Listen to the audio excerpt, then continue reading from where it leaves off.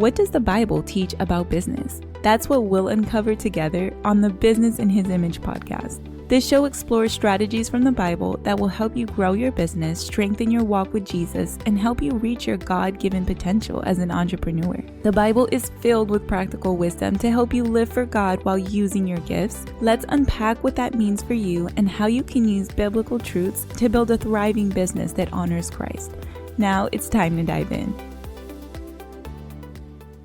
Today, we're going to be talking about email copy. I get questions all the time about writing email copy, but I'm not just going to give you any old tips. I'm going to tell you my process to write spicy email copy that people actually enjoy reading, that actually converts. So if you're looking to build up your email list, which you should because email marketing is so important, then you're going to love this. Now, before I get into the meat, I do want to say that email marketing is essential, and let me tell you why. Social media is great, and I do encourage it because it's a free way to market your business. But what happens if, God forbid, something happened to your account? You got hacked, or maybe Facebook shuts down or anything like that. How are you going to stay in contact with your audience? That's where your email list comes in. It's so important to also know how to talk to your audience, because once you get these people on your list, now you got to keep them, right? Because they can hit that unsubscribe button. So how do we prevent people from hitting that unsubscribe button, from actually being engaged? Everything you're going to learn is going to help you to increase your open rates,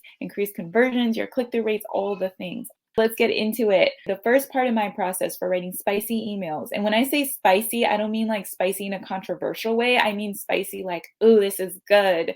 I want to share this. I want to read it. Okay, that kind of spicy. My first step is the subject line and the hook. It needs to grab attention. It's like your headline and subheadline. You have a headline on a sales page on a website and you have a subheadline. That's the equivalent of your subject line, your preview text, and the hook of your email. It's so important. If you don't get this right, nobody's going to open your email to read what you have to say. You really, really need to nail down that subject line and that preview text to make people even want to open it. That's super important. Now, when I'm writing a subject line, this is the test that I run it through. If I got this in my inbox, would I be interested? Would I be intrigued, or would I just pass on? If you put it through that test, it's going to help you and significantly improve your subject lines, because if you're not interested, most likely nobody else will be either. Make sure that you send yourself a preview of that email and think about it. Okay, would I even want to open this? Think about it in that context that your email is competing with these other messages that people are getting in their inbox. So it has to be really compelling for them to be interested. So that's the very first thing. The second thing is add some personality. Don't write your emails like a newspaper article, because nobody will care. People do read emails and they are interested, but you need to make it interesting. Now, if your brand is more professional, right, or it's in a particular field where maybe adding too much voice and personality could be unprofessional, there's still a way to add personality and make it interesting. You just have to be creative and really lean into your target audience and find out what that looks like for you. But add personality, make it interesting. And that's going to look different for every brand, because you do want to stay on brand, but you just don't want to be boring. You don't want your copy to sound like an English paper, because people are going to get bored. They're going to delete, they're going to unsubscribe. Okay, so add some personality. There's different ways to do that, right? You can sprinkle humor, some sarcasm, some emojis, some memes in there, right? Make it fun. That works great if you have a personal brand like I do. If you have more of a professional corporate kind of brand, that may not work, but there is still a way to do it. You can still find a way to put a twist on your sentences and words to make it really interesting. The next thing that I focus on is formatting. And I think a lot of people don't think about this, but it's so important. And by formatting, this is what I mean. The visual aspect of your copy, how it looks on the page, how you format it, right? So this could be maybe spacing things out. If you are subscribed to my email list, you will notice that I space things out a lot. I don't use paragraphs more than 3 sentences long in my copy. I like to bold things. I use italics. I use a lot of different things to break up the text and make it easy to read.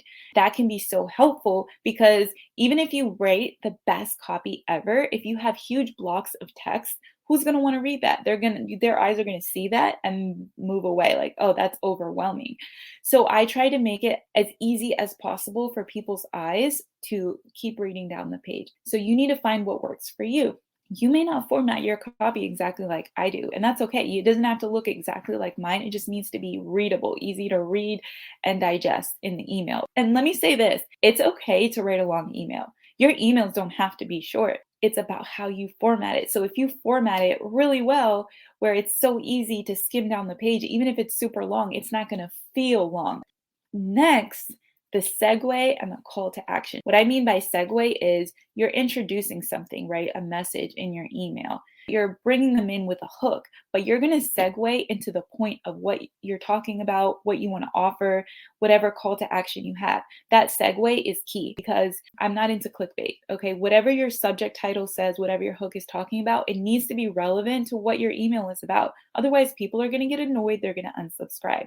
So the segue is important because it ties in your hook, your subject line, all that good stuff that got them in, ties it into the call to action. So you need to find a way to segue it really smoothly. The way that I love to do that is I might tell a story and then segueing into the point of that story. If you want to see examples of this, go ahead, subscribe to my email list on my website, thevirtualmama.com. You can subscribe by getting any freebie, anything on my website, subscribe, and you're going to see this in action in my emails because I use it all the time. You need a really, really good segue that smoothly transitions your hook, your story into your call to action. And that call to action needs to be good. Don't do something predictable and boring, but think about what can entice them. Instead of saying, buy now, join today, find a way to spice it up a little bit while still keeping it concise and punchy that's going to make them interested and remind them of the benefit. For example, I just came out of my Copyland launch. Some of you are familiar with my copywriting course, Copyland, right? And in my emails, I didn't just say, join here or buy here. I said, access Copyland now or access the training. You can find a way to make it a little bit more interesting and compelling. And that's really important. You can even add an emoji in there if it's appropriate, right? In the call to action within the hyperlink, whatever it is you're asking them to do, but find a way to be creative with it because you're going to get more engagement. Another thing that I would like to add in here, it's not so much about making it engaging, but keeping it professional. You want to make sure you edit your copy several times. I use a number of different apps. I use Grammarly, Pro Writing Aid. Grammarly, not my favorite. There's been a lot of glitches with it lately, but it's really important that you read over your work several times. You want to read over it, focusing on a different aspect of editing each time. So maybe the first time you're going to edit for personality. The second time you're going to edit it for the formatting. Maybe the third time for the brand voice. The fourth and fifth time it's going to be, grammar and spelling and making sure that's really tight. So you can have your own editing process that you go through. And I think that's really important so that you don't make mistakes that make you look unprofessional. But listen, if you are a virtual assistant, an online service provider, content writer, this is a great service for you to consider offering in your business. It's really, really good because it's a recurring service that people need in their business. So if you can get a few clients that need this and offer that to them, you have recurring income that's coming in and you're not having to go out and find a new client, right? Every time a project is over. So I do highly recommend it. Now, I also want to share this because I get questions all the time about finding clients. So you may be hearing this and you're like, that's great, Joe, but how do I find these clients? I want to share with you a resource that I have. I don't share it very often. I don't really promote it often, but maybe I should because I think it could help a lot of people. But it's pretty much my cold pitching system that I teach inside of Copyland. I get so many questions about finding clients, people that are struggling to get work. So what I did is I took out that portion from Copyland about how to cold pitch, which is the same process I use, right? I give the templates, everything. I show how to do it step by step on video. I show myself writing the pitch, all the things inside of a workshop. If you're interested, go to thevirtualmama.com/get clients. It's a really, really good resource for anyone who wants to get serious about their lead acquisition, okay? Getting consistent leads. When you're starting out, cold pitching is an amazing way to do that. And obviously there's other strategies that work great long-term, but when you're starting out and you need some clients today, okay, you needed them yesterday, right? You need them quick. Cold pitching is a great way to start. That's how I started. That's how I got my first client. And to this day, we're still friends. Like she became a mentor to me.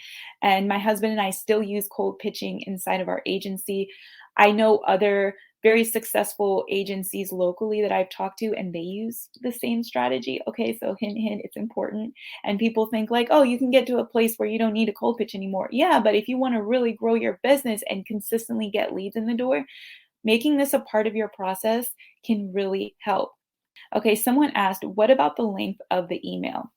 It depends. I'm subscribed to certain people who have like a personal brand and they write really long emails. They are copywriters, FYI, but they write great emails. Then there's some people that don't. I noticed that like more corporate kind of companies, they tend to write shorter emails. And so it really depends. It depends on you. It depends on your audience and how many words does it take to get your message across? Because if you need more words to get the message across, it's okay to use more words. But to write a long email just for the sake of it, then I don't recommend that. I've heard anywhere around 200 words being kind of a sweet spot. But again, it really depends. And that's my answer for a lot of stuff in business and copywriting. It depends. So what you can do is talk to your audience, ask them what they prefer. And again, just look at the emails you write and see, is there a more concise way to say this? Because a lot of times there is, and even with myself, when I reread an email or a piece of copy over and over, I see things I can cut out. And I like to ask myself, is this necessary? Can I get my point across without saying this? Is this adding any value? If it's adding some value, some context, information, if it's compelling or if it's just funny, then it's fine. But if it's just sitting there, it doesn't have any value, just cut it out.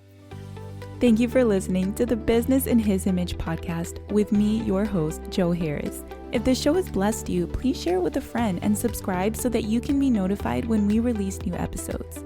My prayer is that God will help you soak up every bit of what you've heard today and help you apply it to your business so that you can see results. I'll see you next time, and may God bless you.